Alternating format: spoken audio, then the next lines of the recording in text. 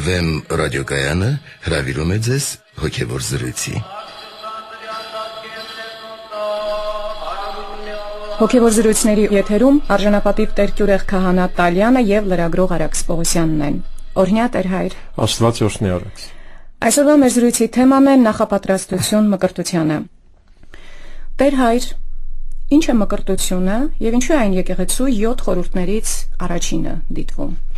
Մկրտությունը մարդու կյանքի լրջագույն մի փոփոխություն է։ Հետո զրույցի ընթացքում ես մի քանի օրինակ կբերեմ իմ մոտեցումներից եւ իմ խոսքերից ուղղված երիտասարդ մայրիկներին, ծնողներին եւ ավելի པարզ կդառնա։ Մկրտությունից ավելի կարևոր փոփոխություն մարդու կյանքում լինել չի կարող, լինի դա երեխա, լինի մեծահասակ, որովհետեւ մկրտությունը սկիզբն է, առաջին քայլն է, կարևորագույն մի քայլ այն ճանապարհի, որ մարդուն տանում է երկնքի արքայություն, այսինքն դեպի հավիտենական կյանք, այսինքն դեպի փրկություն, այն փրկություն, որի համար մեր Տերը, մեր Փրկիչ Հիսուս Քրիստոս եկավ աշխարհ եւ մեր փոխարեն մեր մեղքերը վերցնելով իր վրա չարչարվեց, խաչվեց,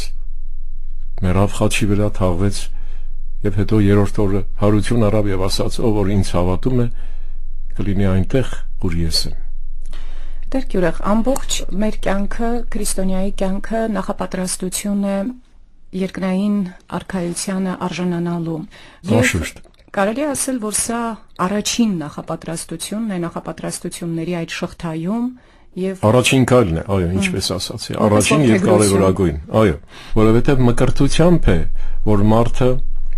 դառնում է քրիստոնյա։ Իսկ ինչ ասել է դառնալ քրիստոնյա։ Եթե մենք անդրադառնանք Հովանու ավետարանի 3-րդ գլխի մեր Տիրոջ Հիսուս Քրիստոսի եւ Նիկոդեմոս ծերունու հանդիպմանը, որտեղ Տերը հստակ արտահայտում, այս մարդը հավատքով եկել է իր մոտ։ Ասում է, գիտենք, որ դու Աստծուց ես, որովհետև այն ինչ որ դու ես անում, ոչ ոք չի կարող անել, եթե Աստված նրա հետ չլինի։ Այսպես մի երկար նախադասություն։ Եվ Հիսուս ասում է, ճշմարիտ եմ ասում քեզ, եթե որևէ մեկը նորից չծնվի, երկնքի արքայությունը չի տեսնի։ Հարց է ցանկում մարդու մեջ անմիջապես, ոնց նորից ծնվեմ։ Ծեր եմ արդեն, ծնվել եմ արդեն, մտնեմ մորս որովայնը նորից ծնվեմ, դե բնական է այդ արձագանքը, չէ՞ կարծում են։ Որևէ մեկս այդպես կարձագանքի ինք հավանաբար։ Ոչ ասում է,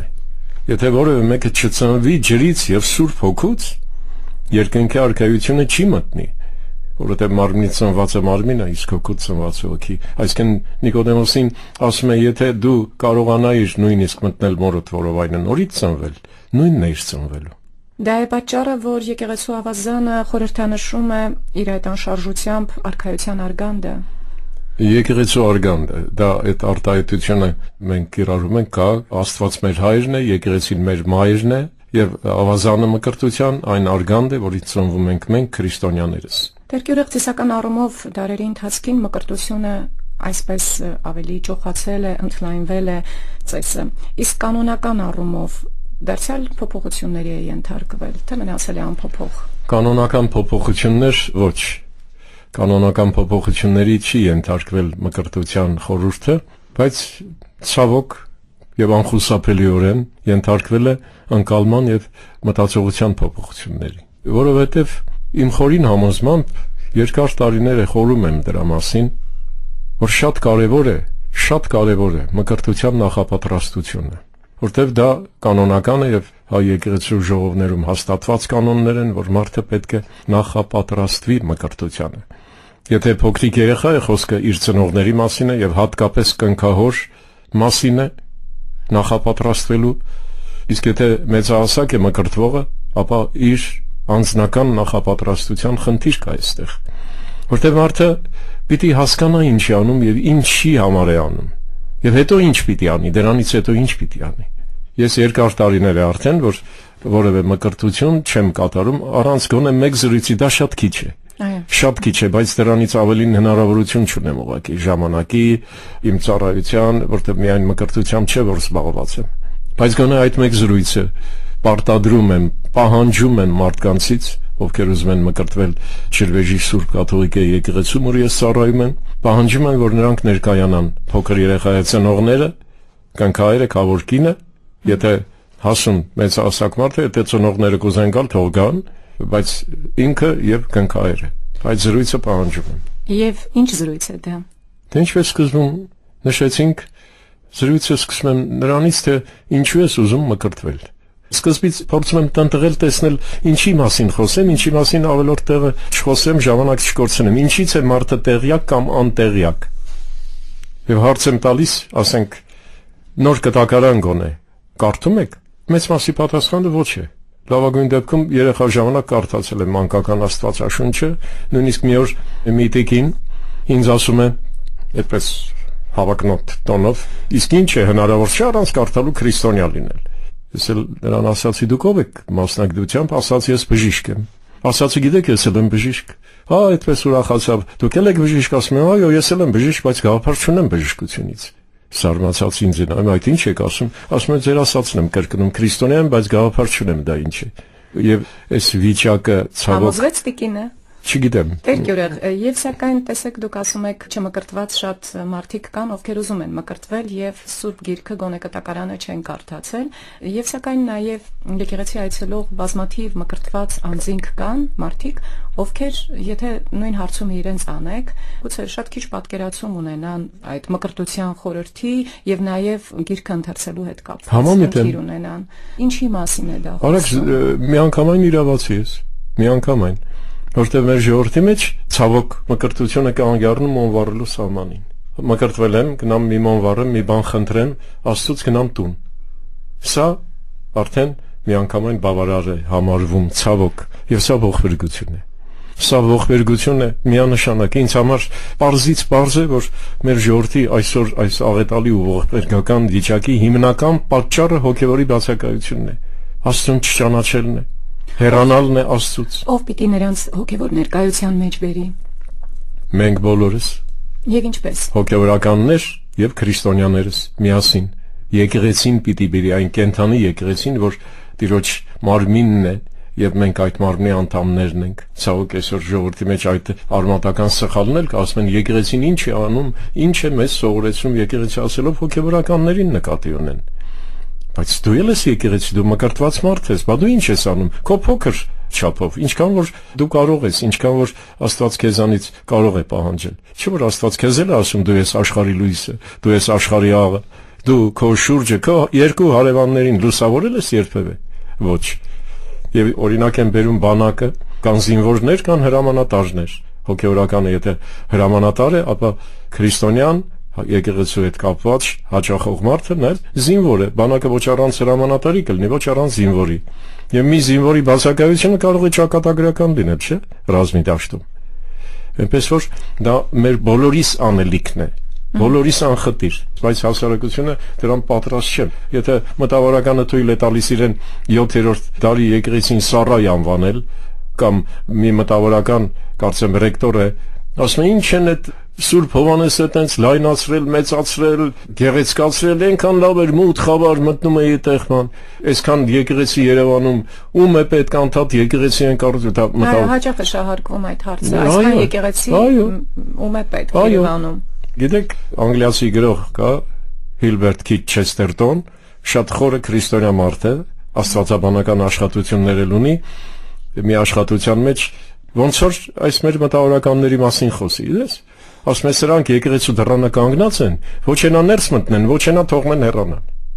Ճիշտ այդ գաղջ ինքնաբավ հաճախ դռանը կանգնացել չեն։ Ուղղակի հարմար թեմա է, այսպես շահարկելու հասարակության աչքերում։ Ուրեմն զրույցը սկսում եմ դրանից, հետո շարունակում եմ։ Հարց եմ տալիս ով է Հիսուս Քրիստոս։ Աստծո որդին։ Ճնշող մեծամասնությունը այդպես է պատասխանում։ Շատ լավ, Աստծո որդին, այդ եզրը կա Սուրբ գրքում։ Իսկ դա ինչ է նշանակում եւ հարցը շարունակում եմ։ Ասում եմ, կար ժամանակ, երբ ինքը չկար։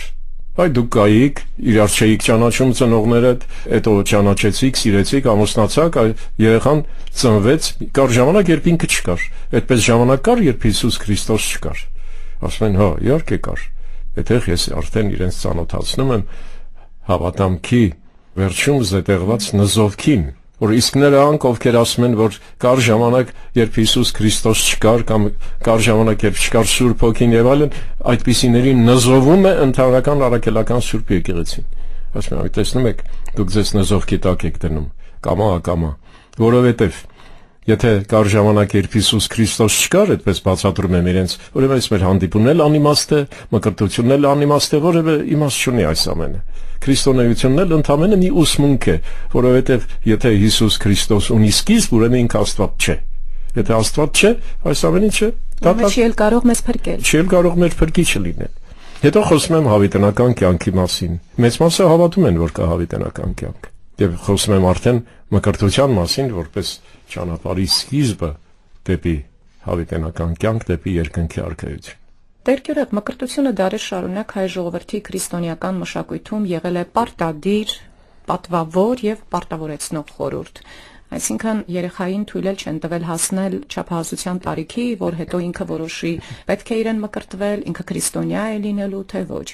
Այսօր իրավիճակը բոլորովին այլ է։ Շատերը այդպես բարձի թողի վիճակում են եղել եւ իրենց չեն մկրտել խորհրդային շրջանից եւ իրենք կամ պետք է այդ քայլը անեն, քայլն անելու համար ներքին գիտակցումը պիտի ունենան եւ ոմանք էլ շատ այդպես լուսավորյալ գաղափարների տեր իրենց համարելով առաջադեմ մտածում են, որ ինչու երեխա տարիքում մկրտել, երբ դրա համար պետք է գիտակցում, սեփական ընտրություն, կամավոր ընտրություն եւ մատնանշում են, որ մեր Տեր Հիսուս Քրիստոս մկրտվեց 30-ամյա, այսինքն հասուն գիտակից տարիքում։ Ինչ կպատասխանեք։ Շատ ծանոթ եք ասում։ Այո, հարցադրումներին։ Սեփական ընտրությամբ, ինչպես հիմա փորձում են մեր վրզին փաթաթել, որ մարդը մի քիչ մեծանա, պետք է ինքը իր սերը ընտրի, ոչ թե Աստվածատուր է։ Ինչ պիտի պատասխանեն։ Ամենատարբեր պատճառները կան։ Երեխայի մկրտությունը հետաձգելու եւ այլն։ Եկեղեցու հայրերի խոսքով ասեմ, նա ով իր երեխայի մկրտությունը այդպես ձգձգում է տարիներով, նա իր երեխային թողնում է որբ ու անտեր, հոգեվոր իմաստով։ Մարդկանց հարց եմ տալիս. հոգին է կարևոր թե մարմինը։ Բոլորը միանշանակ ասում են հոգին։ Ասում եմ, ձեր ասածը դատարկ խոսք է ուղղակի։ Ոչ մի լիցք չունի։ Եթե հոգին ավելի կարևոր է, ուրեմն նախ եւ առաջ հոգու մասին պիտի մտածեք, չէ՞, բայց մարմնի համար ամեն ինչ անում եք եւ ճիշտ եք անում։ Կերակրում եք, լողացնում եք, բժիշկ եք տանում եւ այլն եւ այլն եւ այլն։ Հոգու համար ոչինչ չեք արել, բայց ո՞նց եք ասում հոգին կարևոր է։ Ուրեմն տարբեր մտածողություններ։ Ինչից սկսենք։ Այդ առաջինը քո ասածից։ Մեծանա հասկանա նոր։ Լավ, ասում եմ, բժշկի տանում եք։ Այո։ Ինչու՞ չեք սպասում մեծանա հասկանա առողջությունը, կարևոր բան է, ինչ է, հետո նոր տանեք։ Եվ այդպես ինչ որ հարցեր եմ տալիս, հասցնելով աբսուրդի, բնական է, որպեսզի հասկանան իրենց ասածը ինչ է։ Ասում են, մենք այնպես ենք ապրում, ոնց որ 1000 տարի ունենք մեր առաջ։ Հիսուս ասում է, վաղվա օրը քոնը չի։ Ինչ գիտենք, ինչ է կատարվելու վաղը։ Ինչ իրավունքով։ Մենք իրավունք չունենք հապաղելու կարևորագույն հարցերում, հավիտենական կյանքի եւ հավիտենական մահվան հարցերում։ Իրավունք չունենք։ Մեծանա հասկանա։ Հետո ավելացնում որ այդ փոքրիկ երեխան, դες հորդորում են որ 8-րդ օրը պսակներին խոսում եմ դրա մասին, որ երեխային ճիշտ է մկրտել 8-րդ օրը ծննդյան։ Ասում եմ այդ փոքրիկ երեխան, այդ մի բուռ մարդ է, գիտես, ինչ կոչումներ է ստանում։ Ասում եմ հոգևոր դաշտում այդ փոքրիկը շատ ավելին է ընկալում, քան մենք, որտեղ գլխով չի որ ընկալում է, այլ հոգով։ Այսինքն ինչպես մեր Տերը թլպատվեց 8-րդ օրը, դրան այսօր փոխարինում է 8-րդ օրը մկրտությունը։ Եվ Տիրոջ արյամբ։ Հիմա ասում եմ տատիկների խոսքերը հիշում եք մեր, բոլորը հիշում են, որ երեխան հրեշտակների հետ է խոսում, չէ՞ որ ինքն իրան շփտում, գղգղում է, դա դատարկ խոսք չի, դա հիմք ունի։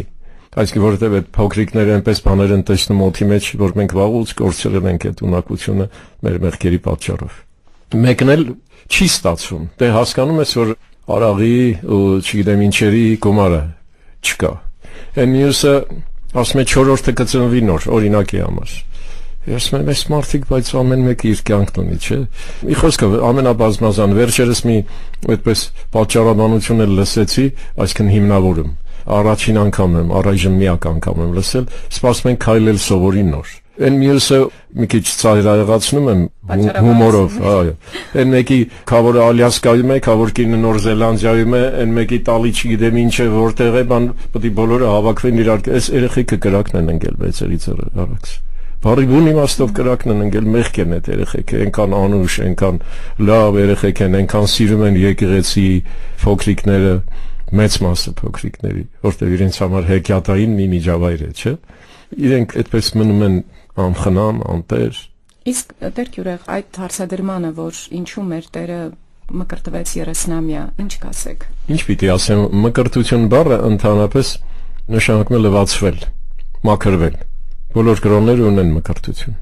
մեծ մասը կրոնների։ Եվ Հովհաննես Մկրտչի կատարած մկրտությունները ոչ մի կապ չունեն այն մկրտության հետ, այն խորհրդի հետ, ինչ որ կատարում է հայ առաքելական Սուրբ Եկեղեցին, դա ապաշխարության մկրտություն էր։ Մարդիկ իրենց մեղքերն էին խոստովանում, մտնում էին ջուրը, մեղայի են գալիս եւ մաքրված դուրս գալիս։ Եվ Հիսուս եկավ մկրտվեց 30, Հիսուս կարիքը չուներ մկրտվելու։ Ուղղակի նա եկավ եւ անցավ։ Հիշում եք, չէ՞, ասում է՝ դու ես եկել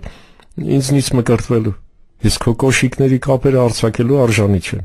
Իսկ ես պիտի քեզնից մկրտվեմ, ոչ թե դու ինձնից, չէ՞։ Հենց դա է նշանակում։ Հիսուս ասեց թող այդպես լինի։ Ինքը որևէ բան հрьяաներին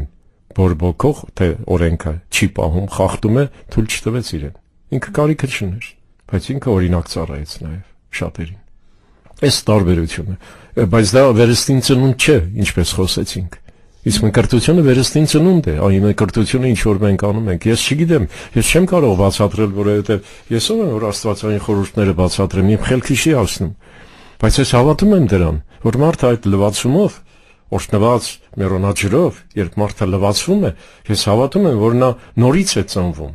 Փոքրիկ երեխան 3 անգամ ընկղվում է ջրի մեջ, երեկորյա տիրոջ գերեզմանում ջրի մեջ ընկղմվելը մահվան խորհուրդն է, ջրից դուրս բերելը հարության խորհուրդն է, այդպես 3 անգամ։ Ես հավատում եմ դրան։ Մարդը որտեղ գրվում է Աստծուն, այսինքն ումից ծնվում ես, նրա ժառանգորդն ես։ Ադամից Եվայից ես ծնվել, այսինքն ծնողներից հետ, նրան ժառանգորդն ես այդ ադամական մեղքը քո մեջ կրելով։ Եվ մկրտությամբ ծնվում ես Աստծուց, Աստծու ժառանգորդն ես, այսինքն երկինքի արքայության քաղաքացի ես դառնում։ Մի տեսակ այսօրվա լեզվով արտահայտվեմ։ Չէ՞, մարդը որտեղ գրվեց Աստծուն, կոչվեց քրիստոնյա, դառավ երկինքի արքայության քաղաքացի եւ եկեղեցու անդամ։ Այս ամենը իմ ձեռքից, որևէ մեկի ձեռքից ոչ մի ուժ աշխարհում խլել չի կարող, բայց մենք կարող ենք այն վատնել, ուրանալ, հեռանալ, մեր անվայել կյանքով զրկվել այդ ամենից։ Տեր Գյուրգ, մեզանում շատ տարածված է կնքահոր ընտրությունը ըստ նրա գրպանի պարունակության եւ աշխարհիկ հեղինակության անել։ Ինչ կասեք, ով պիտի լինի կնքահայրը եւ արդյոք այդքան շատ մարդիկ կան, ովքեր կարող են լինել կնքահայր եւ մարդիկ ունեն ընտրության հնարավորություն, որովհետեւ կնքահայրը պետք է հոգեվոր որոշակի այսպես պատրաստվածություն ունեցող անձ լինի, որքան գիտեմ։ Կնքահայրը նախ եւ առաջ որոշակի դերակատարում պիտի ունենա իր սանիկի կյանքում, մանավանդ փոքր եթե երեխա է։ Ավելին հոգեվորում, քան ծնողները, որտեղ ինքն է պատասխանում երեխայի փոխարեն, թե ինչ է խնդրում երեխան։ Հետաբար այդ պատասխանի համար պատասխան պիտի տա, կներեք բառախաղի համար Աստծո առաջ։ Կնքահայրը անշուշտ պետք է գոնե նվազագույն կերպով պատրաստ լինի հոգեվոր դաստիարակը դառնալու իր սանիկի։ Կամ եթե գոնե իսկապես նվազագույն է, իր սանիկետ ինքն էլ աչի, որպես քրիստոնյա լիարժեք։ Այսինքն ամենակարևոր զրույցը կնքահոր հետ պետք է ունենա։ Քրիստոնյա լինելն է, այո, քրիստոնյա լինելը չեմ համարում, մկրտվելը ուրեմն քրիստոնյա է։ Մարդը հաղորդություն չի ստանում տարիներով, դրան դեռ կանդրադառնանք անշուշտ, այդպես չէ։ Գրպանի պարունակությամբ ճիշտ եք ասում, կամ համակրանքի ուղակի ազգականներից հարմար է այս ազգականը էլի եւ այլն։ Այնինչ ընդունված է, որ մոտ ազգականը գոնե մոտ ազգականը չի կարող կնքահայր լինել։ Մի օր եկան մկրտության համար խոսում ենք, ասում ես այլ քավորն է։ Նայում եմ հասուն մարդ է, բայց ինքն էլ մկրտված չի։ Ասում եմ քանի տարեկան ես, բա 35։ Ասում են չի կարող նա քավոր լինել։ Եթե մարդը հասել է 35 տարեկան հասակի, արդեն ծնողների ենթակայությունից վաղուց դուրս է եկել եւ չի մտածել մկրտվելու մասին, նա եւ մերժեցի, ասեցի չի կարող նա լինել։ Այդպես դեպքեր լինում են։ Ասում են ո՞նց կլինի։ Եվ հետաձգվեց մկրտությունը։ Չէ, ուրիշ կնքահայր գտան։ Հետաձգվեց 1-2 դեպքում, երբ մկրտվողը հասուն մարդ հստակ ասաց, որ ես չեմ հավատում Աստծուն։ Այդ դեպքում ինչու էր եկել եւ այդպես է պատրաստակամություն հայտնել։ Իներցիա է, էլի, սովորություն է եւ այլն։ Մերժեցի, բայց մարդը շատ գիտակից մարդ էր եւ հասկացավ, ասեց ես պետք է մտածեմ։ Տեր Գյուրգ, ինչ է երախայից կարգը, որ մեր եկեղեցին անում էր ժամանակին։ Դա հենց մկրտության նախապատրաստությունն է։ Երախա կոչվում է ամեն մարդ, որ պատրաստվում է մկրտության։ Սա է։ Բայց ժամանակին դա ավելի լուրջ ընթացակարգեր է։ Ինչ խոսք, իհարկե ինչ խոսք, դե ժամանակին ամեն գյուղ իր քահանան ուներ, քահանան այդ բոլորին ճանաչում էր, իհարկե ավելի լուրջ։ Հիմա ուղղակի դա ֆիզիկապես հնարավոր չէ իրագործել։ Այդ իմ պահանջը մկրտության համար մեկ զրույց ունենալու մի կես ժամանոց ինձ դրել է խիստ ժամանակային շրջանակների մեջ, ինչու գիտես, որովհետև եթե իրենք պետք է գան մկրտության, ես իրենց կարող եմ թելադրել օր ու ժամ, ենթադրենք, ապա այստեղ իմ պահանջն է, ես պիտի հարմարվեմ իրենց։ Եմ արդիկ աշխատանքից հետո օրեր են եղել, իրիկունը 10-ին, 10:30-11-ին եկել են զրույցի, ինչ արած, էդ է, բայց անհրաժեշտ է, որովհետև մարդը մկրտվել է, չգիտի ինչ արել, ինչի համար, շատ ցավոտ է ինձ համար այդ հարցը։ Իսկ այսօր ժողովրդին առաջնորդել, կարծում եմ ամենակարևոր գործիքներից մեկն է դա։ Տեր Գյուրեղ, իսկ հետևել եք թե նրանք, որոնց հետ դուք ունեցել եք այդ մեկ զրույցը, հետագայում եկեղեցուն այսպես ձուլվել են, եկեղեցու համայնքի անդամ մաս դարձել են։ Շատերը, իհարկե։ Դա առիթ է ծառայել, որպեսզի Նաև արդեն դա զրույցի ընթացքում զգում ես դու Տիրոջ խոսքը հասնում է մարդու սրտին, թե չի հասնում։ Դեմքի արտահայտությունից, դեմքի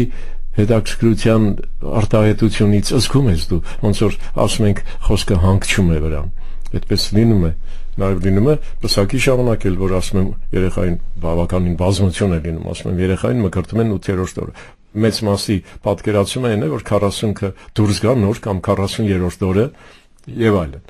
Երբ պատկերացրու լինում են դեպքեր, երբ զանգում են, ասում են մենք ձեզ մոտ պսակվել ենք, հիմա արդեն բալիկ ունենք, նոր է ծնվել 8-րդ օրը ուզում ենք մկրտվել, ուրախանում եմ ես, որ ինչ որ բան տեղ է ասել։ Իսկ երբ երեխաները տարբեր վարքագիծ են դրսևորում եկեղեցում մկրտության պահին, ոմանք լաց են լինում, ոմանք փախչում են, ինչ որ ուշաթափության դեպքեր են եղել, դա ինչի մասին է խոսում։ Դա սովորական իրավիճակներ են, որոնք փորձում ենք որոնց հոգևոր գնահատականներ տալ, թե իսկապես դրանք ունեն հոգևոր գնահատականներ։ Իհարկե ունեն։ Սկսենք փոքրիկներից, 8-օրական կամ 40-օրական։ Այդ երեխաների մկրտելը ուղղակի երանություն է։ Խաղաղ, հանգիստ, կարող է մի քիչ դոզալած լինի մի փոքր, բայց դա շուտ էլ անցնում է։ Արդեն 2, 3, 4, 5 տարեկան, այդպես դեպք եկավ մի ընտանիք, հայրը, մայրը, տղան եւ աղջիկը, բոլորը մկրտված չէին։ Այն տղան հենց քահանա տեսավ, եկեղեցի փախավ, այնպես փախավ, որ ոչ ոք նրան եկեղեցի մտցնել չկարողացավ ուղղակի։ Այս երեքը մկրտվեցին, դա մնաց։ Հիմա այդ տարիքները արդեն ինքը կարող է կծել, թքել, քացի տալ, դիմադրել, գոռալ, ղժալ, շատ ծանր է նստում քահանայի վրա, ասեմ, այդ մթնոլորտը դժվար է, շատ նյարդային է, մթնոլորտ է ձևակերպում։ Այսինքն դա խոսում է այն մասին, որ բաց թողնված վիճակ է։ Բաց թողնված վիճակից բացի չեմ կարող ասել, որովհետև չարը գործում է, չէ՞, եւ փորձում եմ ամեն բան անել խանգարելու համար։ Հիմա բայց ես սովորել եմ այդպես երեխաներին, ինձ վրա էլ է ծանր նստում, բայց ես փորձում եմ հաղթահարել, մեծ մասամբ ստացվում է։ Երբ որ չեմ հաղթահարում ու ստիպված եմ երեխայի վրա բռնանալ, ստիպված եմ, ասենք, դրոշմելիս կամ երբ ջրով մաքրում եմ նրան, այդ դա տանել չեմ կարող, որովհետև գիտեք ինչ եմ մտածում։ Այս երեխան եկավ, ինչ որ տարօրինակ մարդ տեսավ, որտեղ այդ փոքրիկ երեխաների շատ հետաքրքրում է առաջին հերթին այս ինչ է մարդու դեմքի մուրուքը շատ։ Եվ եթե առաջին անգամ են նրանք այդպիսի մարդ տեսնում, այսինքն հոգևորականին ամբողջ այդ հակոպակապով, դա կարող է պատճառ լինել խրտնելու։ Այո։ Եվ մտածում եմ, որ այդ երեխայի մեջ ինչ նստված կթողնի, եկեղեցու մթնոլորտը, այս մարդը իրան բերեցին ինչ որ ինքը չէր ուզում, բռնացան վրան, չգիտեմ, կարող է սխալվում եմ, բայց մտածում եմ, իսկ եթե դա հետևանքներ ունեցավ իր կյանքում, անհասկանալի իր համար, չէ՞։ Չմբռնվող մի բան, ինչու ինքը եկեղեցում իրեն լավ չի զգում։ Եվ այլն։ Եվ ծնողների դերակատարումն է այստեղ առավել ընդգծվում, հետագա քայլերը։ Իհարկե, մկրտությունը ես որ անցկացնում եմ, նաև ընթացքում եմ զրուցում մարդկանց հետ, ընթացքում եմ խոսում։ Օրինակ, երբ բերանը դրոշմում եմ, ամուր եւ պահապան լինի։ Ինչից պահապան, որ մարդիկ տեղյակ լինեն վատ խոսքերից, բերանից դուրս եկող հայոյանք, անեծք, բամբասանք,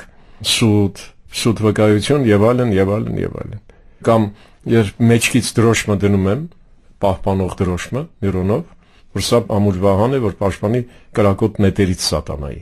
Եվ բացատրում եմ, որ սա պաշտպանող դրոշմ է սատանայի հարձակումներից։ Նաեւ ասում եմ, որ պաշտպանող է իր մկրտության խաչը, որ ամեն քրիստոնյա ըստ էության պետք է կրի իր մարմնի վրա մշտապես օրհնված խաչը զորությունը, իրեն պաշտպանում է իր բարեխոս Սուրբը, եթե այդպիսին ունի, թե չէ աղջիկ երեխեքի այսօր կեսը միլենա են, փոքր երեխեքը մյուս կեսը էլ են, չգիտես ինչ անես, ես իհարկե ավազանի անուն ավելացնում եմ,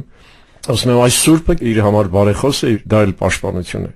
եւ վերջին հաշվով երկու պահապան հրեշտակ չէ, ինչպես գիտենք, մեկը ստացել է ծնվելիս, այդ պահապան հրեշտակերով ավելանում է մկրտվելիս, դա այս վարտապետությունը նրանք ովքեր մկրտված չեն, չունեն այդ երկրորդ չունեն այդ պաշտպանությունը եւ միայն Աստծո ողորմությունն է, որ նրանք չեն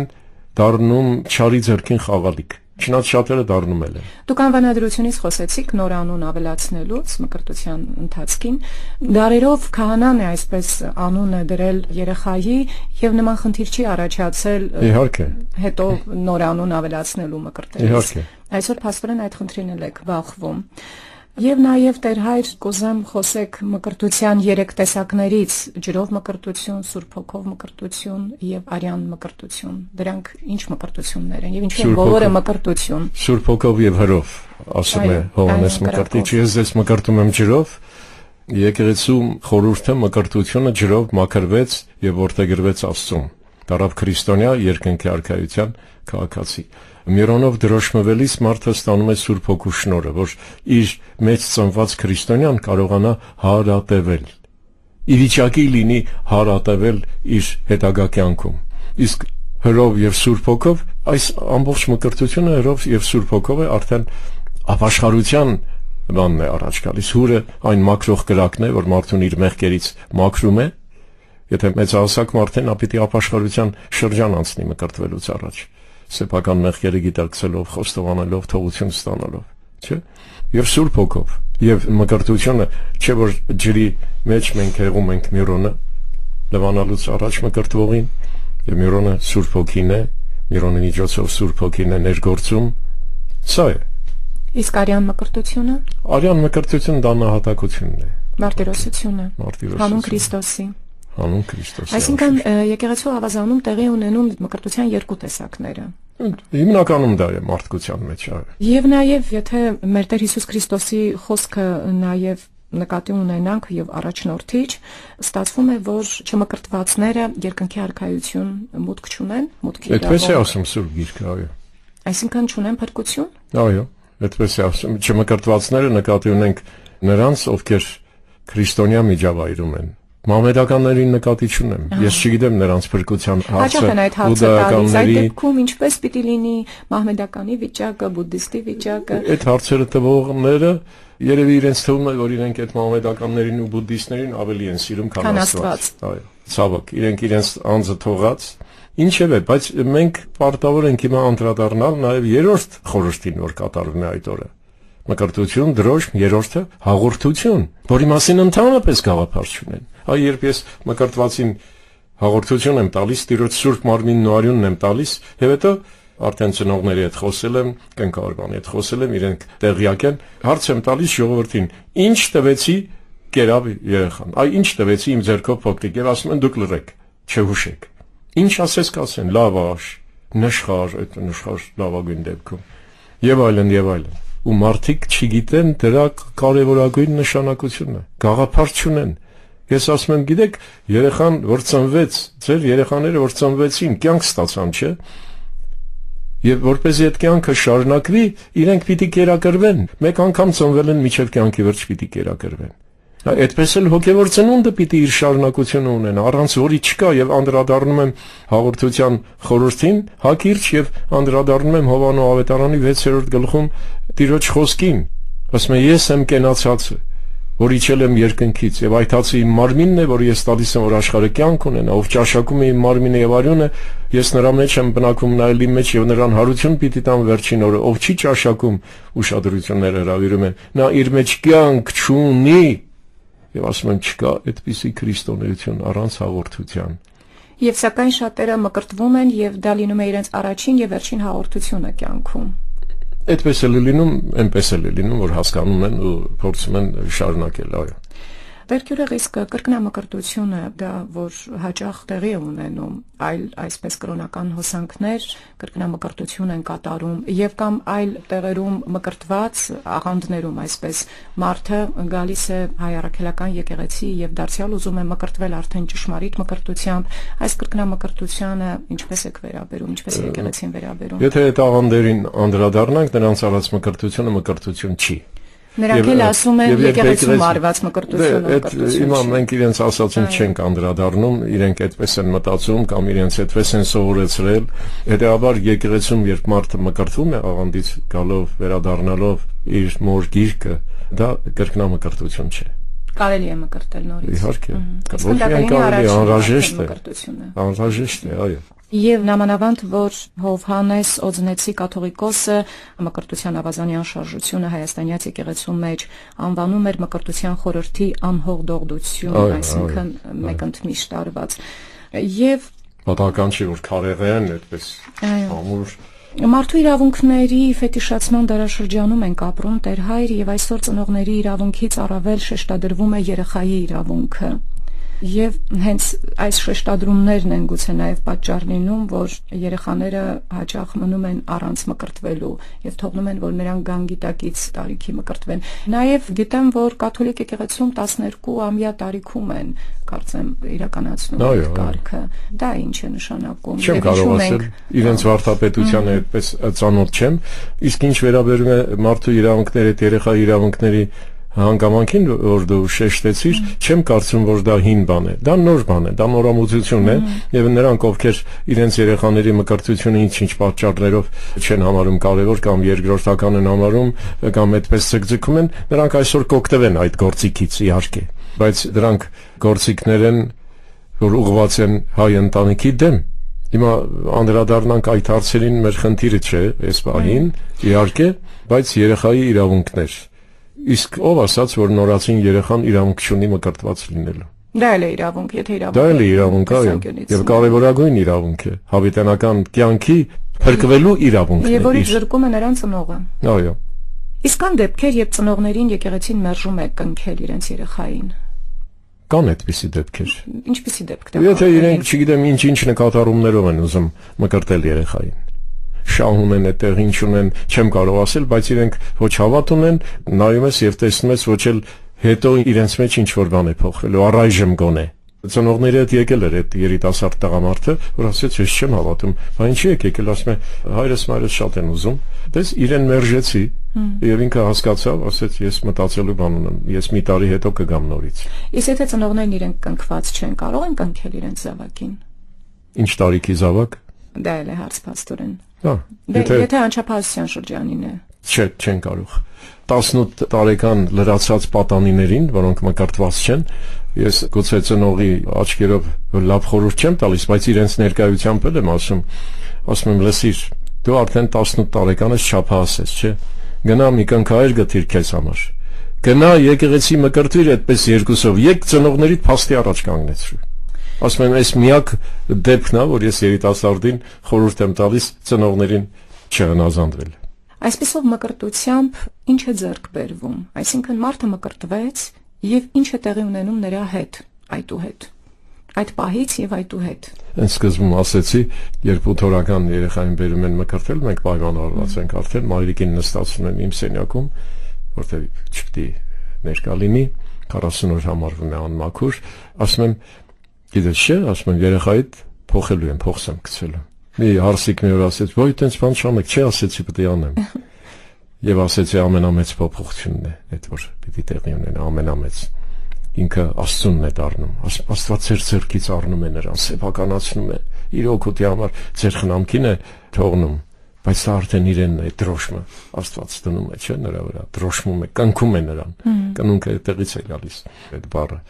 Հիսուս աշակերտներին միտեղ ասում է, ես ես եղբայրներ եմ ասում։ Մենք եղբայր ենք դառնում Հիսուսին, քույր, ծնվելով Աստծուց։ Մենք երկնքի արքայության քաղաքացիություն ենք ձեռք բերում։ Այսինքն մենք փրկություն ենք ունենում, որը ելի եմ կրկնում, որևէ ուժ իմ ձեռքից խլել չի կարող, եթե ես հավատարիմ մնամ։ Որևէ ուժ չի կարող խլել ինձանից իմ փրկությունը։ Չերվեժում Մասիս լերը լավ երևում է հաճախ, ասում է, այ քո փրկությունը, այնա գագաթին է, քոնն է, գնա չարչարվի հասի, վերցրու։ Բազմաթիվ հարցեր ունենք Տեր Հայր ուղված ձեզ, հասցնենք անդրադառնալ նաև այդ հարցերին։ Ունկնդիրը հարցնում է, ունենք հավատացյալներ, որոնք երեխաների մկրտությունն անընդհատ ձգձգում են ֆինանսական կամ այլ անհեթեթ պատճառներ բերելով։ Ինչպիսին է ձեր կարծիքը այդ մասին արդեն Խիստ բացասական։ Փոխանակ հավատացյալները օրինակ ծառայեն մյուսներին, ովքեր դեռ եկեղեցում չեն, այսպես ասենք, իրենք վատ օրինակ են ծառայում։ Կարելի է չմկրտված հանգուցյալների անունները ներկայացնել Սուրբ Պատարագից հետո հոգեհանգստի կարգի ժամանակ։ Եկեղեցու կանոններով եթե առաջնորդվենք, ոչ։ Չնայած կան մասնակի դեպքեր, ինչու մկրտված չէր, ինչ է եղել, որ մկրտված չի եղել, չէ, կան բացառություններ կարող են լինել, բայց կանոնը նա է, որ չմկրտված մարդու համար եկեղեցին ընդհանրական աղոթք չի անում։ Ամեն Կիրակի հաճախում եմ եկեղեցի եւ կարծում եմ, որ հավատքս շատ զորավոր է, սակայն իմ մտավախությունները շարունակ ինձ հետապնդում են, հոգիս անընդհատ անհանգիստ է եւ գրեթե ամեն ինչից վախենում եմ։ Ըստ ձեզ ի՞նչն է սրա պատճառը եւ ինչպես կարող եմ սրանից ձերբազատվել։ Հարցը շատ լուրջ է եւ խորը հարց է, այսպես ինչ որ մի քանի տող կարդալով հավատացյալի ներկայացրած վիճակը անշուշտ դիմել հոգեվորականի անհատական զրույցի խորհուրդն եք տալիս։ Խնդրում եմ մեկնաբանեք Հովհաննեսի ավետարանի 3-րդ գլխի 8-րդ համարը։ Որովհետև քամին ուռուզում փչում է, նրա ձայնը լսում ես, չգիտես որտեղից է գալիս կամ ուր է գնում, այսպես էլ ամեն ոք, որ հոգուց է ծնված։ Հիմա սա այն համարի շարունակությունն է, որ ասացի սկզբում, որովհետև մարմնից ծնվածը մարմին է, հոգուց ծնվածը հոգի։ Տերը Նիկոդեմոսին պատասխանն է, այո։ Դու մի զարմացիր, որ քեզ ասացի պետք է ձեզ վերստին ծնվել։ Քամին ուռուզում փչում է, այսինքն հոգու ներգործությունը դու չես տեսնում, չես իմանում։ Եվ անկառավարելի է։ Բայց նրա ձայնը լսում ես։ Բայց չգիտես որտեղից եկավ ուր գնաց, չէ՞։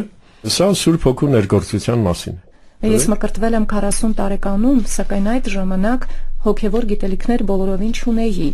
Միայն մկրտությունիցս տարիներ անց սկսեցի Աստվածաշունչ եւ մեր հոգևոր հայրերի գրականությունը ընթերցել։ Արդյոք իմ մկրտությունը թերի է եղել այդ պատճառով։ Չէ, մկրտություն է անշուշտ, ինչ որ թերի լինելու մի տար կրել է իր մեջ, բայց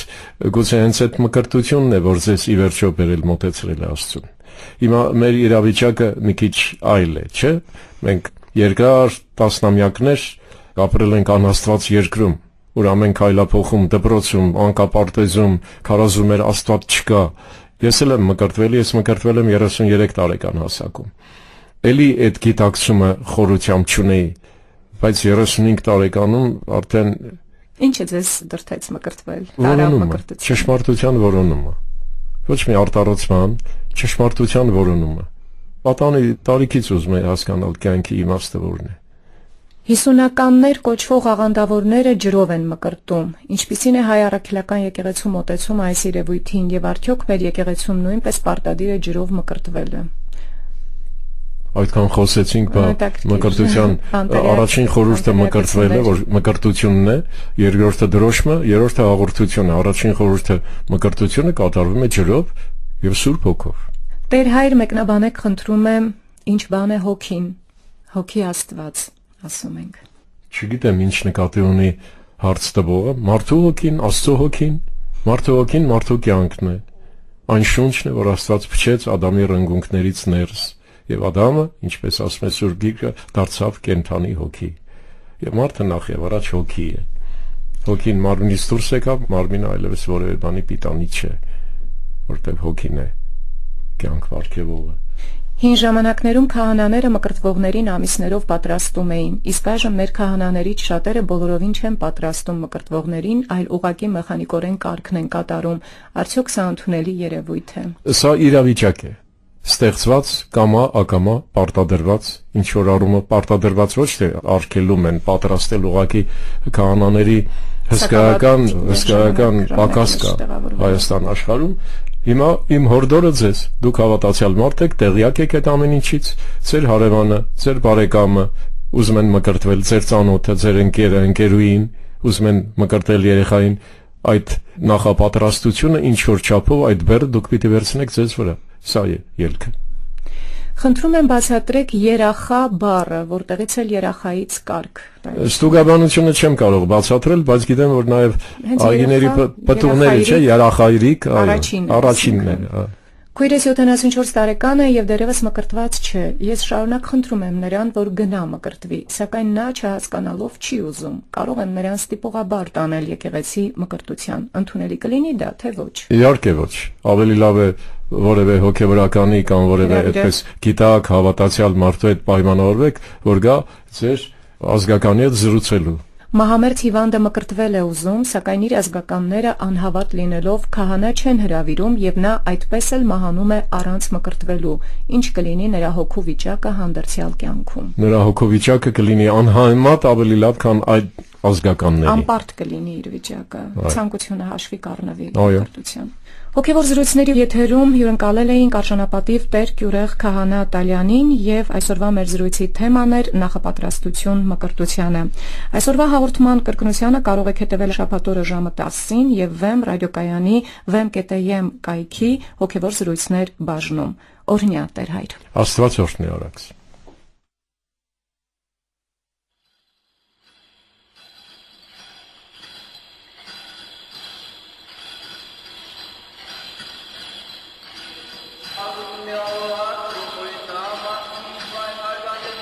Հոգևոր զրույցներ հաղորդաշարի հերթական հաղորդումը վարեց Արաքս Պողոսյանը։